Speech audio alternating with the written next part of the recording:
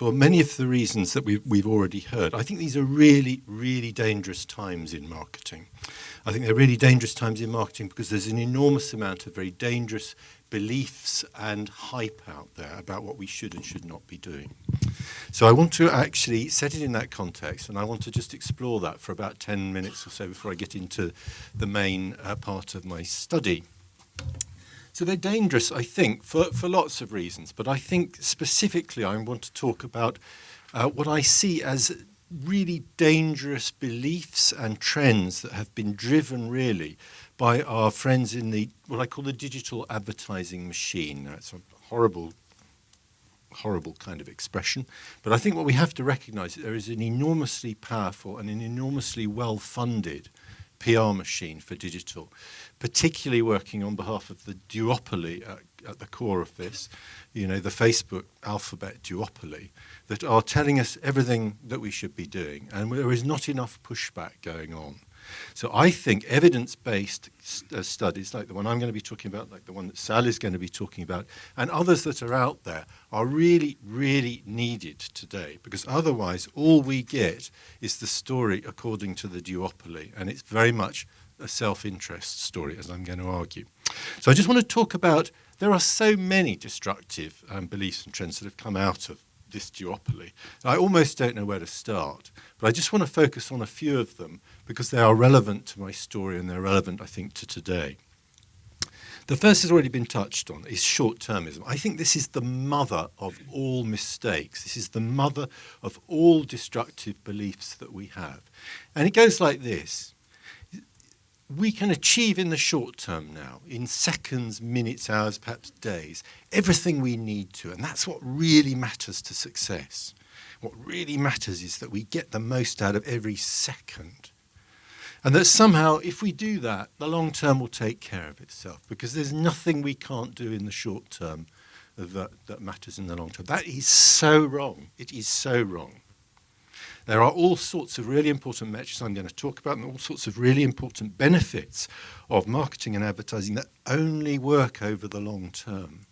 So if we look short term, if we measure success short term, and we only make use of all of those short term metrics, we're never going to be interested in those long-term effects and those long-term benefits. We're never going to make strategic and media decisions based on long-term success. And as I'm going to be arguing in a minute, what works in the long term is in many important ways exactly the opposite of what works in the short term. So this is a really, really important decision. And I'm not going to suggest to you that we should only live in the long term, that we should completely reject all of the short term. We have to do both, but we have to understand a whole lot better than the duopoly is helping us to do so, that these take us in very different directions and that there is a tricky juggling and balancing act to be done. So short-termism is hugely corrosive. I'm going to present some evidence to you to suggest that it is already having a massively damaging effect on the value we benefit from our investment in advertising and marketing. It's already undermining it to a very large extent, and there doesn't seem to be a huge end in sight. So this is a real issue. This isn't just some kind of hypothetical what-if mind game here. Short-termism is bad for business of brands. It's bad for long-term success. Please believe me. I'll give you some evidence in a minute. So, but short-termism doesn't stop there. In a sense, I said it was the mother of all these problems because it leads to a whole set of other corrosive beliefs that undermine success. And here's a good example of one. Tight targeting. We're relentlessly told by the digital advertising machine that tight targeting is smart, that if we can use amazing data and very, very clever analytics to zero in on a consumer who has left some kind of digital trace that they just might be about to buy our product. That is the smart way to market. And we're only going to talk to them because they're the only people worth talking to because they're about to buy. We're told that broad reach is wasteful and waste is dumb. It turns out that is only true in the short term. It's only true in the very short term. If we want long-term success, we have to reach broadly. We have to ensure that our advertising is reaching consumers way ahead of that point of purchase, way before they start leaving that digital trail that they're about to buy a new washing machine. Because It takes a long time to inspire someone about a brand. It takes a long time to build the values that that brand might have that will influence that decision much more powerfully than we can do in the short term. And if we leave it all to the last moment, we end up with a really difficult sell. I've never heard of this brand. I don't know what it's about. Why should I like it? Why should I want to buy it? Oh, you've given me 20% off. All right, I might give it a go then.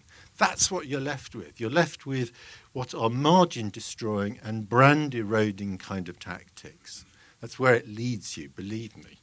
So actually, broad reach is good, waste is good, and don't believe anything that anyone tells you otherwise, unless you're talking about the very short term. And I'm going to be arguing to you that we need to include more long-term thinking in the way we're all being driven here. So that build, I've already kind of started to make this case. If we think short-term, we inevitably end up thinking that timely and relevant offers, and how often have we all read this loathsome expression that keeps coming out of digital stores? I read one after another.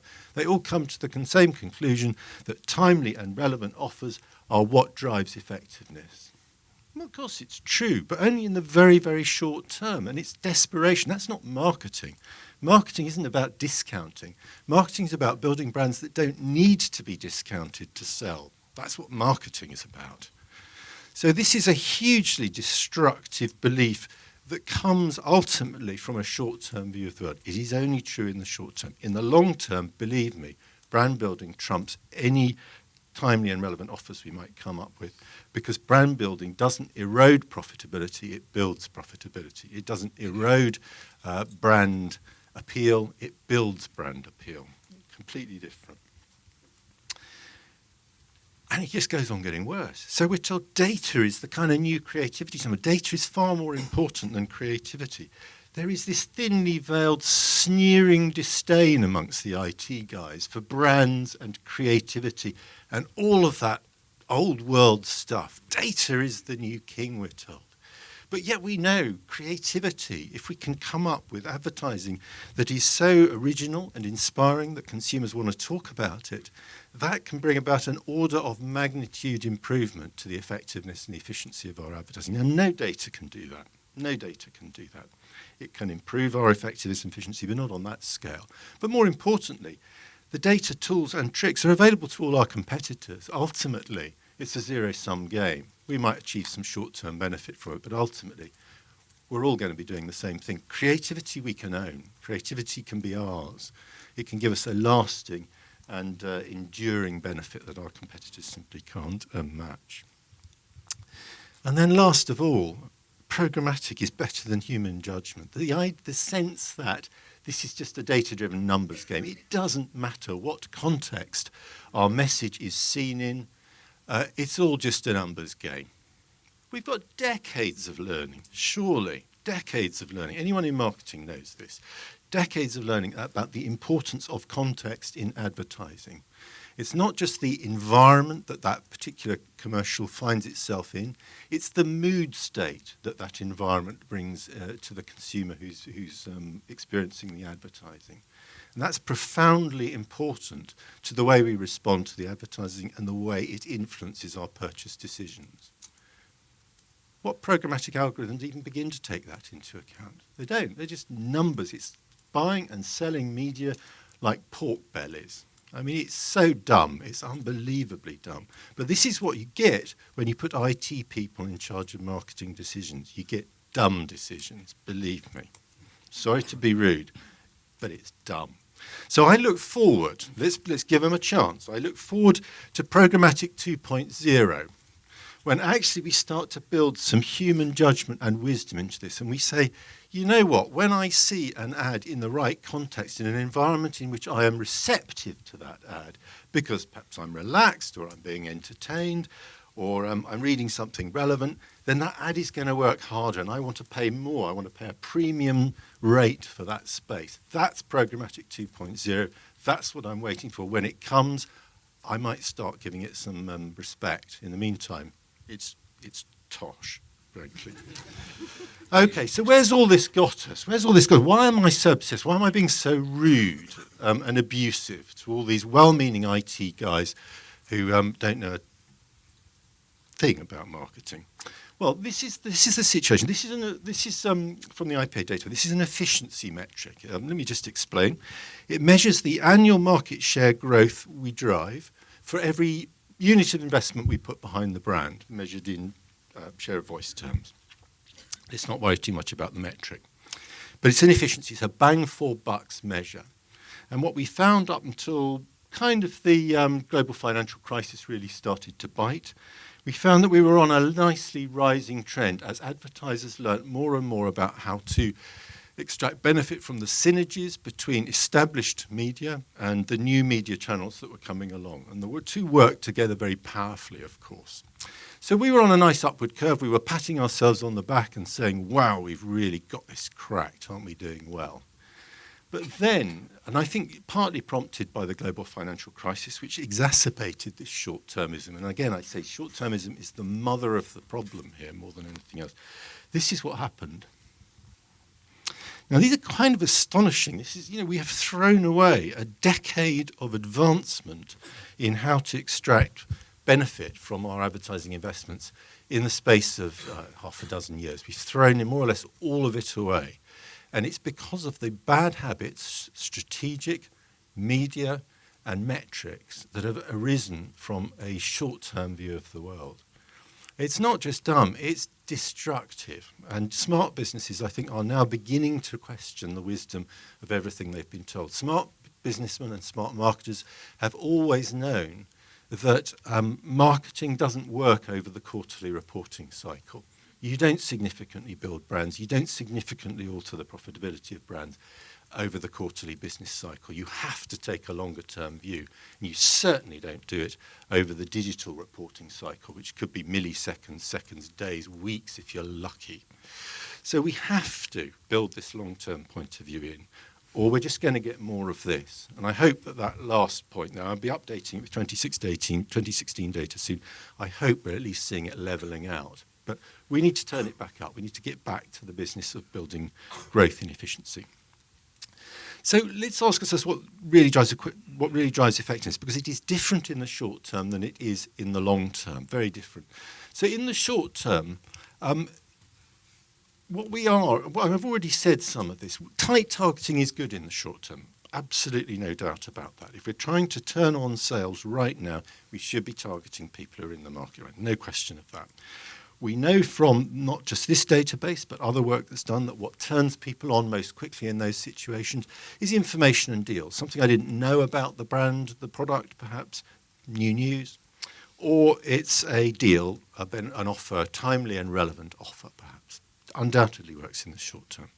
All of those analytics that are about understanding the path to purchase and ensuring that at every step in that path to purchase we are maximising conversion, all of that great stuff, brilliant, in the short term. The long-term effectiveness picture is very different. As I've already said, it's about broad reach. It's about getting to consumers well ahead of that decision. What works best over those timescales are emotional messages, and particularly those that inspire consumers to the point where they don't just feel good about the brand, but they want to talk about it. They want to share that enthusiasm. Those are the fame campaigns.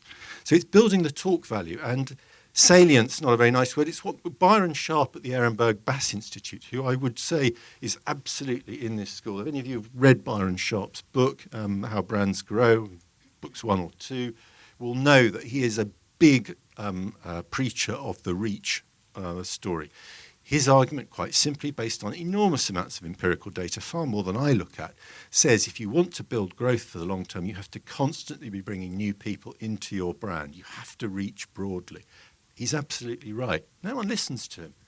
And he talks about mental availability, which I think is a very nice expression to get our head around. We want physical and mental availability for our brands, and that is what broad reach and emotions and fame do. They build mental availability really powerfully.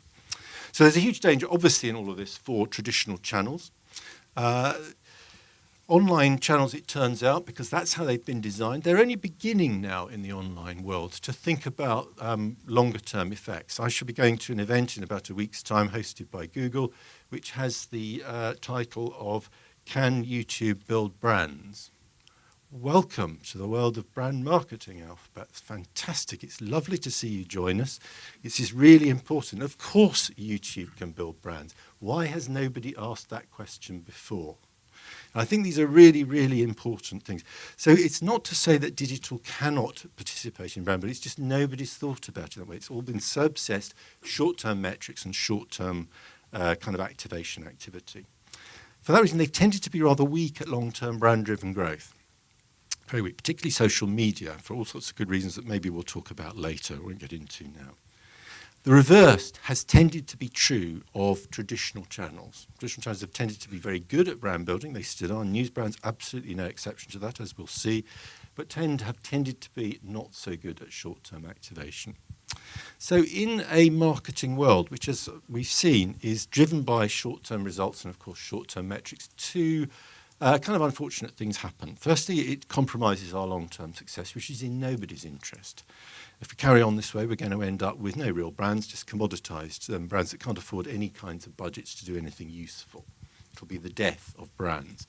Perhaps there's a few people in IT who actually wouldn't mind seeing that. But also, very conveniently, it plays into the hands, of course, of the digital channels for whom these metrics and this way of thinking is their bread and butter. They're well set up to do it. So as I said, it's this kind of self-serving way of thinking. Now, the most effective campaigns, as I said earlier on, balance long-term with short-term effects. We have got to do this. But what we have to do in effect is to redial, because all we're being taught to think about is short-term effects. We've got to consciously bear in mind long-term effects, by which I mean brand building with sales activation and traditional or established media with online. And for that, in this particular instance, I've dropped the word digital, really. I mean, it's daft to talk about digital media and non-digital media. There are virtually no media that do not have a digital side to them now. The question is the kinds of environments and the kinds of relationships those media have with consumers. And that relationship is very different for a news brand title than, shall we say, a social media site. It's a very, very different kind of advertiser environment and relationship. Maybe we'll talk about that later. Okay, so that's the longest preamble in history. You've been very patient. Nobody's thrown anything at me now. So let me just take you through the study. So really, the three key questions we are answering are very much set against that backdrop. This is an attempt, like many other attempts, to push back against this sea of hype and, if you like it, non-evidence-based information coming out of the duopoly. So three key questions are, firstly, how effective are campaigns that use brands versus those that do not? And the great thing about the IPA data bank is what it is the collection of the confidential data that lies behind the 1,000 or so case studies in the data bank.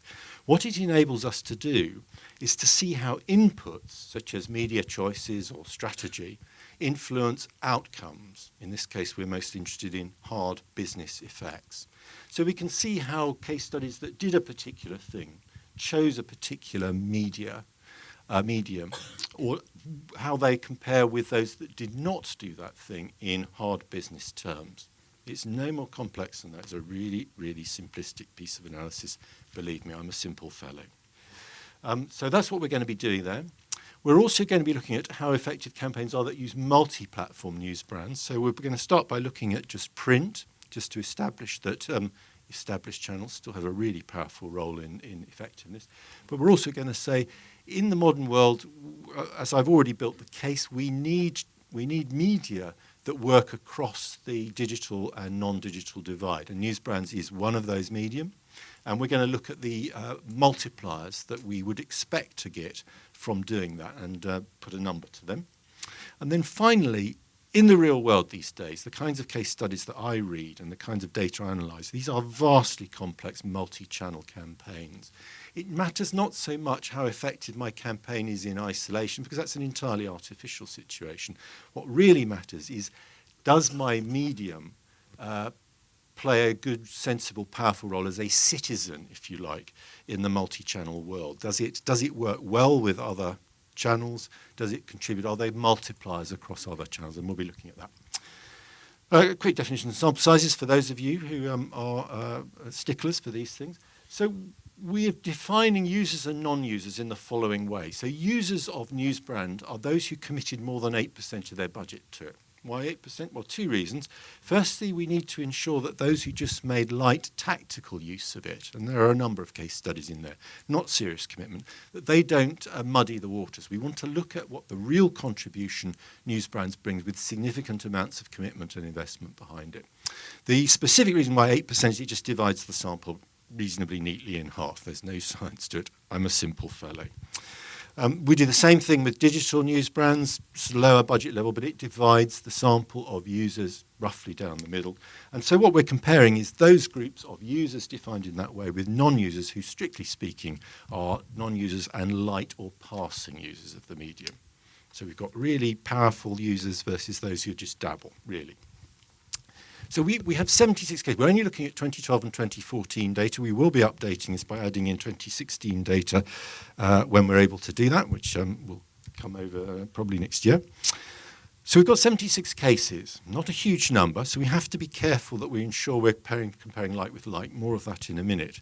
But the real value of this data is in the rigor of the analysis that lies behind these 76 cases and its world-leading standards of evaluation. These are really, really powerful case studies, so that's really where the value lies. And they break down as follows. So we've got 43 print users versus 33 non-users, 44 digital users versus 32 non-users, and so on. You can read it for yourself. We've got reasonably even samples of users versus non-users defined in this way, which is why we've chosen those numbers. Now, I said with a sample size that is no more than 76 cases, 76 very good cases, I will say, we have to be reasonably confident that we have a level playing field, that when we compare a bunch of case studies that used Newsbrands with a bunch that didn't, that they were reasonably comparable. And of course, Sod's law kicks in here, and we find it is anything but a level playing field. This is not a level playing field. So let's just look at the disadvantages that Newsbrand users had. Well, the first is that they have very low budgets, measured as ESOV. That's the difference between our share of voice and share of market. That's the principal investment metric that drives growth. Okay? So about 10 points lower. So the Newsbrands user group have no right to expect to be enjoying the same level of success as the non-users with that kind of level of lower investment. It's a huge disadvantage, believe me. As this metric goes, it doesn't get much bigger than that. So they've not only got one arm tied behind their back, in Newsbrands case studies, they've got both arms, both legs, and probably a few other organs we won't mention here tied up their back. Really big disadvantage. They're also more likely to be short-term cases, and I've already mentioned to you that short-term cases don't tend to drive the same long-term success because you cannot do it in the short term. That's quite a big disadvantage. We can use some analytical tricks to work our way around some of these, and we're going to do that in the next few charts. There also tend to be newer and smaller brands who tend to get lower return on investment, so that's a disadvantage. Ditto with value and mainstream brands, which again, they tend to be. And also, they tend to make less use of emotional communications models. The campaigns tend to be more about facts and information. And that, in the long term, we're principally looking at long-term metrics here, that is, again, another disadvantage. So there's a whole stack of disadvantages that they face. And in fact, sadly, only one advantage. And that is that they tend to be more rich in service sector brands, retail and financial services in particular. And those tend to be slightly more responsive to advertising than, say, packaged goods brands. So that's a slight advantage. But you don't need me to tell you that the balance of advantage and disadvantage is very strongly against Newsbrands case studies. So they shouldn't be more effective than others. So this is what we're going to do. So we're going to start just by looking at all print users. We're just looking at print for the first few charts.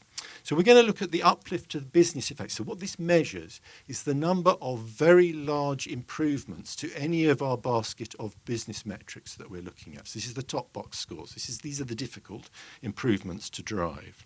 Okay. So we're just going to compare a bunch of case studies that used Newsbrand print, the 43 that did, with the 34 or whatever it was that didn't. Okay, we're just going to compare the number of very large business improvements, the business effect improvements that they drove, and this is the answer we get, 36%.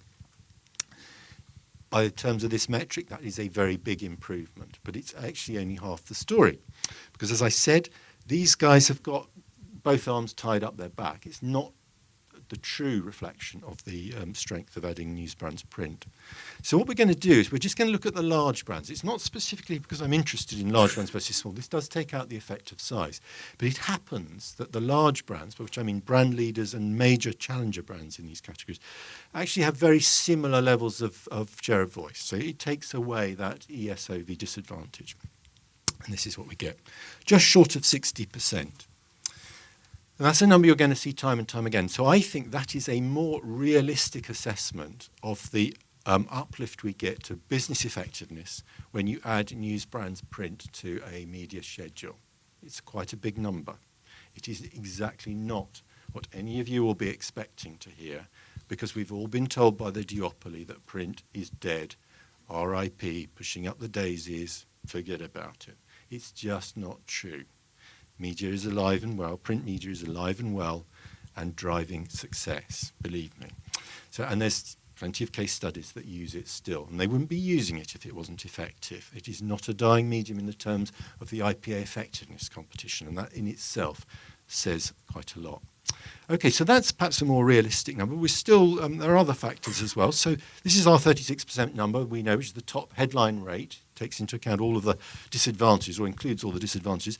Let's just take out this short-termism problem, which I said is the mother of all our problems here. So let's just look at long-term cases. Cases that use Newsbrands media, Newsbrands print, but actually gave it time to work, gave the campaign time to work. It wasn't just one of these disposable creative flash in the pan kinds of things. And again, we see that sort of 60%-ish number. We find that suddenly the uplift to business effectiveness leaps when we take away, again, another one of these major disadvantages. And clearly, this is all pointing us in the same direction. Somewhere around about 60% is probably a more realistic, a more credible uplift. So that's the position for print. Let's look at multi-platform use and see how that benefits. So if print and online, that is to say computer or tablet or mobile Newsbrands media, if they are really working together as a consistent synergistic medium, we should be seeing some multipliers here. We shouldn't just see a level uplift here. So we're just going to compare our now boringly familiar 36% number, which is our headline rate for print Newsbrands users, with what we get if we add in the digital platforms as well. And we find, again, a significant uplift, as it happens, again, close to our sort of 60% level. So clearly multipliers at work, clearly digital and offline work powerfully together and enhance the overall effect. And indeed, that's kind of what you'd expect, because what we're adding here is so many of the advantages that a digital platform can give us. And I know I've been very rude about many of them, but they nevertheless are helpful in many instances. So digital platforms can enable us to do all sorts of interesting stuff, not least of which is including video. Video, really, really powerful and important format. But all sorts of other tricks that we can use in digital platforms that we can't use in print. So we get those multipliers, and that's good, and that's right, and that's how it should be, and we should be reassured by that. What I think is actually quite interesting to do, slight aside here, is actually to just deconstruct that uplift, because I said that we were measuring business effectiveness as uplifts to a basket of business metrics. So it's actually quite interesting just to look at what they are and how each of them respond. So we've got two sales metrics there on the left-hand side. We've got volume sales, which includes short and long-term sales. We've got market share, which is pretty much a long-term metric. At least most of the case studies are measuring that over the long term. So that's a more interesting metric. Price sensitivity is actually the most important metric, I think, on this chart in many ways. Much overlooked, not often measured, so we won't see big bars on the chart when I hit the build button. But it's the most important metric. That is the one that measures whether marketing is really earning its salary. If we can improve, i.e. reduce price sensitivity, if we can persuade consumers that our brand is actually worth paying a little bit more for and avoid having to do all of that margin eroding pricing discounts and timely and relevant offers, which of course we're going to have to do from time to time, but we want to minimise that. And the way to minimise that is to make people, to give our brand greater esteem, to make consumers prepared to pay more for it. That is the most powerful metric here. We've got loyalty. Loyalty actually not so important. Loyalty is a result of growth, is a result of success, not a driver of it. Forgive me if any of you think that's heresy. Read Byron Sharp's book, How Brands Grow, if you don't believe me. Loyalty, vastly overrated metric. What really matters is whether we are acquiring new customers. If we're acquiring new customers and we're building market share, we will build loyalty as an inevitable consequence of that. And that's the way we need to think about it. But the loyalty metrics there we can have a look as well. And of course, all of that adds up, we hope, to a good profit impact. So here we are. These are the numbers. So I think what's interesting in here, first of all, is a quite more significant uplift to market share levels of market share improvements than to sales, because market share is a more long-term metric. And what you see all across this pattern is very strong evidence that adding Newsbrands to a media schedule is enhancing these long-term effects that I've said are so important and so widely overlooked, particularly on digitally led schedules these days. This is a long-term metric. This is the mother of long-term metrics. This is the one we really have to improve. You need to bear in mind that only about 20% of these case studies have any measure of market of price sensitivity, because it requires models and all sorts of things to know it. So that's a big score. That's a really impressive score. So, and you know, that won't only be due to the addition of Newsbrands, but it is clearly partly due to it. We see these across the whole range, but most importantly, of course, we're seeing good profit uplifts. So it's a long-term pattern of success that is emerging from the addition of Newsbrands Media, which I unfashionably will be suggesting is an absolute killer strength. Absolute killer strength. It's not about short-term wham-bam activation sales. It's about building brands for long-term, year-on-year growth, making next year's sales targets easier to achieve than this year's sales targets, which is something that no amount of clever data use for sales activation will ever do for you. Okay, we're getting near there now. So the third question that I asked was, can we find some evidence that Newsbrands Media are a productive citizen amongst the many others that typically form a media schedule these days? Does it play its role powerfully? The most important, obviously, of those other media is TV still. I know it's another very unfashionable thing to say, but TV is, in 2016, still the very latest data I'm analysing at the moment, the most powerful medium to drive share growth and business improvement. Hasn't changed, despite everything the duopoly are telling us. Okay? So it's really important that any other medium works powerfully alongside TV, but it's a difficult ask because TV is very powerful. So if we can boost TV, we're doing something quite impressive and something very important. And we can. Big improvements. There are big synergies between Newsbrands Media, and this is multi-platform again, so this is Newsbrands singing at its heartiest, but there are big multipliers at work when we add it to a TV schedule. And that's been true for decades. I mean, I started in advertising in the early 1980s. It was true then. It's still true now. But as a time reminder, we come back to my, again, very rude comments about programmatic. You know, I just want to give you some evidence that suggests that this idea that all digital platforms, all online media is somehow equal, that we can successfully develop some algorithm to pick winners just based on, you know, the hard numbers on price and, eyeballs and all the rest of it. It's nonsense. It's nonsense. So here we're going to compare non-Newsbrands online media with Newsbrands online media and their impact on this all-important uplift we get in conjunction with TV. Because most of the case studies here use TV. So if we really want to look at comparing digital platforms, we really need to compare their impact in conjunction with TV. That's the reality of life in this database. So we get a useful 16% uplift when we use other kinds of online. That will, of course, include social media sites, though at the point to 2014, beginning to gather momentum. It's gathered momentum since, but a relatively modest uplift of only 16%, much smaller than the kinds of numbers you've got used to me beating you around the head with already. What happens when we add Newsbrands online instead? We get a much, much bigger uplift. it turns out that the Newsbrand environment is a much more conducive environment to advertising than other digital environments. And if you think about it, it's actually a bit of a no-brainer. The contract with the consumer between news media and advertising is well understood. We all know if we buy a newspaper, we get advertising as part of it, and that's important. We accept that. If we are viewing if we're viewing advertising on our Facebook news feed, we get irritated. We get irritated to hell because it's a social media. Read my lips, social media. It's about private communications between us and our social media networks. We resent the intrusion of advertising in that environment in a way that we simply don't in a news media environment. It has huge potential assets that I think Facebook are going to struggle to match. Why have we had the ad blocking revolution? It's driven by this insensitivity to context and the placement of advertising in the right context, in the right format, at the right times when the consumer is in the right frame of mind. Ignore it at your peril. Newsbrands Media provides one of the ways around that.